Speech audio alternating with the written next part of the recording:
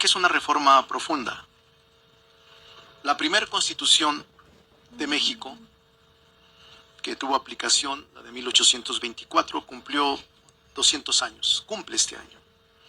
Desde entonces, en las distintas constituciones promulgadas, la relación entre los tres poderes fue aceptable y de colaboración, salvo en algunos momentos que registra la historia, cuando se presentaron presagios de tormenta y conflictos que finalmente se resolvieron y atenuaron.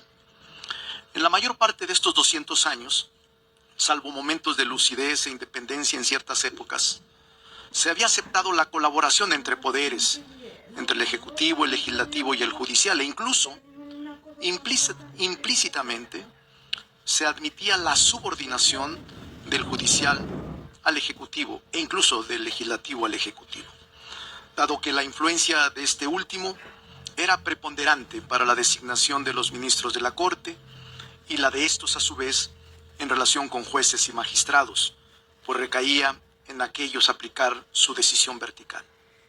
La Corte se fue alejando del ideal de justicia, profundizando el nepotismo y el Poder Judicial, al punto de que circuitos completos,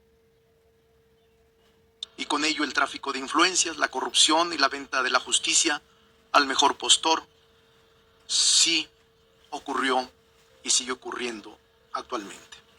La reforma de Ernesto Zedillo, de despedir con pensiones vitalicias atractivas a los 26 ministros en funciones y nombrar a un nuevo cuerpo de 11 ministros, despertó la esperanza de que la impartición de justicia mejoraría y que la obligación de hacerlo de manera pronta y expedita dejaría de ser letra muerta.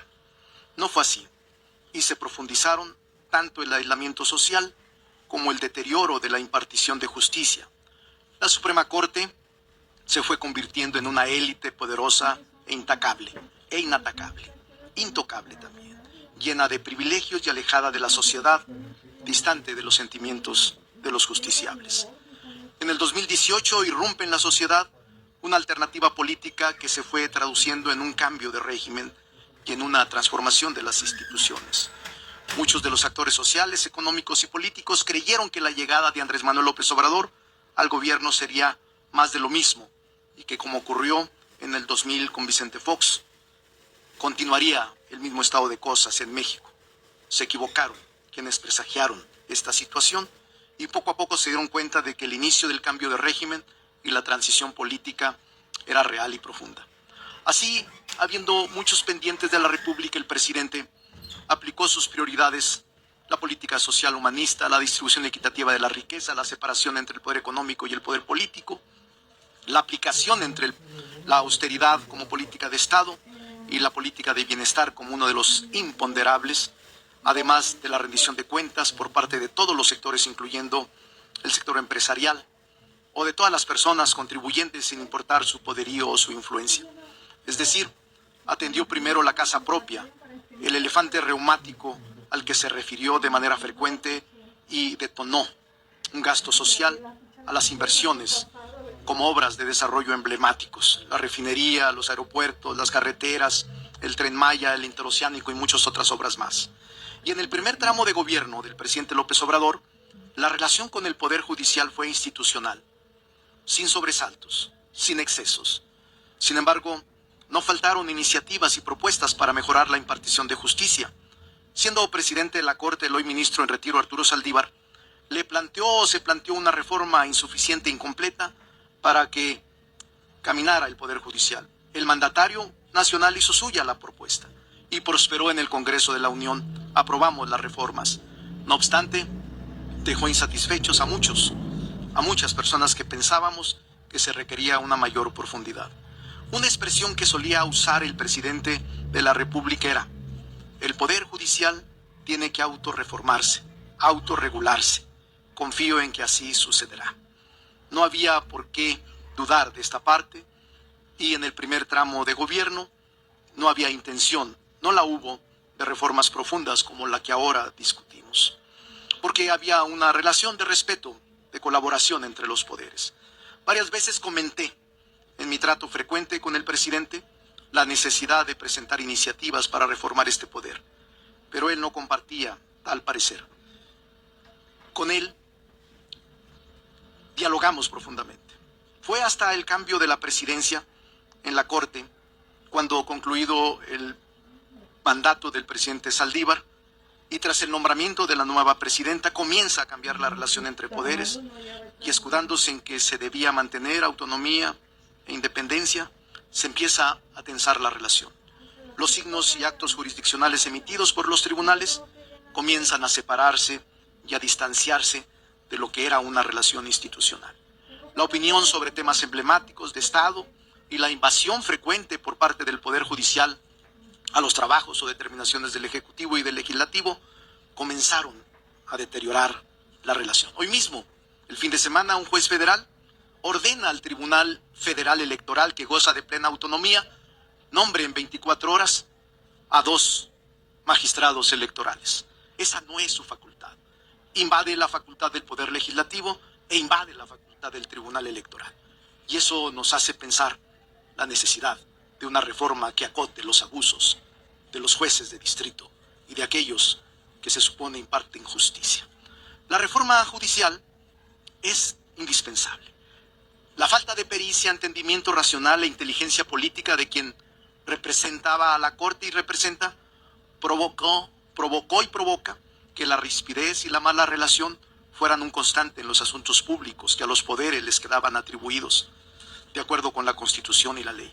Esto detonó que el presidente López Obrador, el 5 de febrero, en base a sus facultades, presentara 20 iniciativas de reforma a la Constitución y a leyes reglamentarias, la que también contempla reformas al Poder Judicial, 16 artículos de la Carta Magna y 11 transitorios.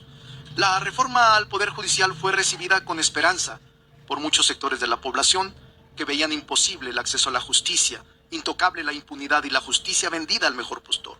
Pero también, el día de la presentación y posteriormente, el Poder Judicial y sus afines expresaron inconformidad, protestas y hasta donde recuerdo, una actitud fuera de lo normal diciendo que jamás lograríamos la mayoría calificada y por tanto era quimera lo que nos proponíamos. Incluso algunos miembros del Poder Judicial y actores políticos señalaron que era un fracaso y que sería un fracaso las reformas planteadas y que seguirían la misma suerte de algunas de las reformas que el presidente había planteado en la legislatura pasada, dado que no teníamos mayoría calificada. Concluyo. Es que es un relato importante que da. Pero fue grande la sorpresa, dado que el pueblo nos dio el poder reformador de la Constitución. Claro, estamos escuchando, dialogando. Tengo una serie de reflexiones más profundas, pero no quiero abusar del tiempo. Voy a estar pendiente. Me alegra, rector, que sea aquí, este lugar donde estemos deliberando con respeto. Sé que hay jueces locales, federales, magistrados, estudiosos del derecho. Sé que hay diputados, senadores, legisladores a los que les va a corresponder reformar la Constitución en su caso. Por eso felicito a los organizadores, a las organizadoras, a la Comisión de Puntos Constitucionales encabezada por Juan Ramiro Robledo, a Nacho Mier, que somos los corresponsables en todo el desarrollo de estos foros. Solo les digo una cosa a todos los miembros del Poder Judicial y al sindicato, que hace un rato saludé a su dirigente.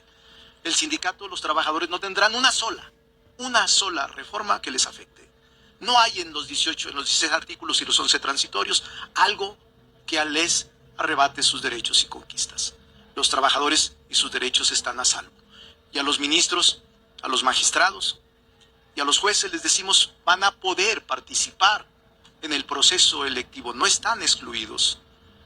Y vamos a poder, eso sí, señalar modalidades al proceso de elección, a filtros para que la calidad de quienes sean impartidores de justicia no se olvide. Filtros, facultades que podemos lograr para que vayan los mejores a estos puestos que serán de elección popular, integrantes del Poder Judicial Federal. Nos falta un largo tramo, pero les puedo decir, aquí en Jalisco, tierra de juristas, Ignacio L. Vallarta, gran jurista, y otros, Mariano Otero, aunque Crescencio Rejón no era de aquí, simpatizaba mucho con los jaliscienses, y muchos otros juristas, García Salinas, que siendo de Zacatecas simpatizaba con Jalisco, o Valentín Gómez Farías, que era jalisciense, pero fue vicegobernador en Zacatecas y presidente del Partido Liberal en el país, y presidente de la República, Jalisco es cuna de grandes liberales.